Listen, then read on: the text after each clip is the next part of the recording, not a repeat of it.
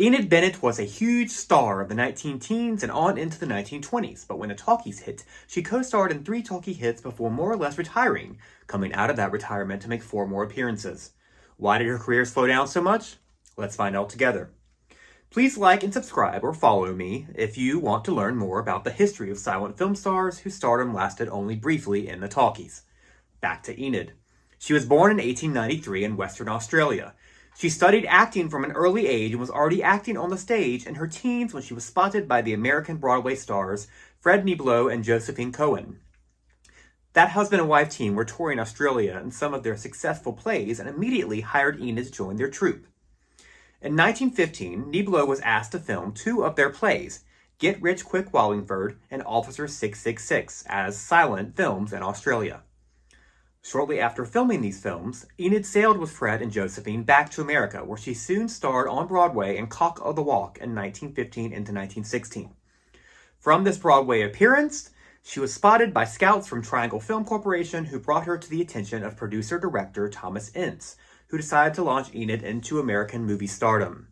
Her breakthrough role was 1916's Princess of the Dark, in which Enid starred with future star John Gilbert. She followed her success in that film with several more starring successes at both Triangle and Paramount Studios, in which she usually portrayed the beautiful, lovely ingenue. However, Enid more than proved herself as a versatile and capable actor in both comedies and dramas, including 1918's A Desert Wooing.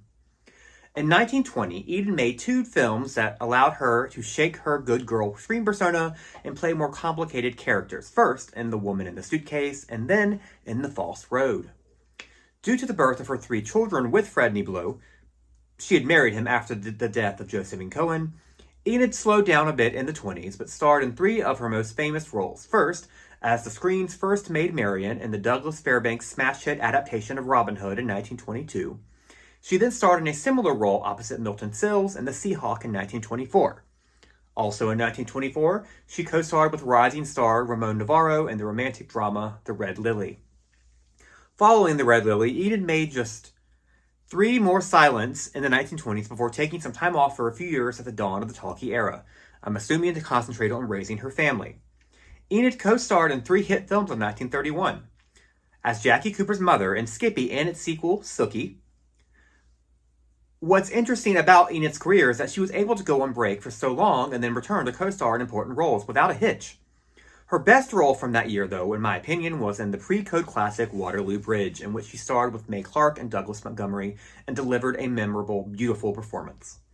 Enid didn't appear in another movie for 8 years, and then only made 4 more supporting appearances before her ultimate retirement in 1941. She starred with Jean Hersholt in Meet Dr. Christian, and then made a brief appearance as June Preiser's mother in the Judy Garland and Mickey Rooney vehicle Strike Up the Band in 1940.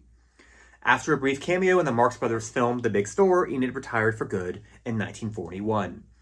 Enid lived the rest of her life in quiet retirement, sometimes giving interviews about her career. She died in 1969 at age 75.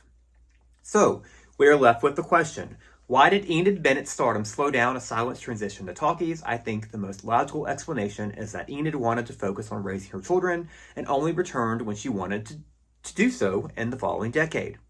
Again, what's so fascinating about her career versus those of many of her peers is that she was able to return to major roles at major studios after taking many years off, which is a testament to how well she must have been respected by the Hollywood community.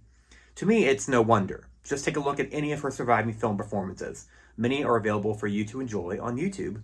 Just search for Enid Bennett. Up next, join me as I cover the silent to talkie career of John Bowers. Thank you so much for joining me. Have a great week.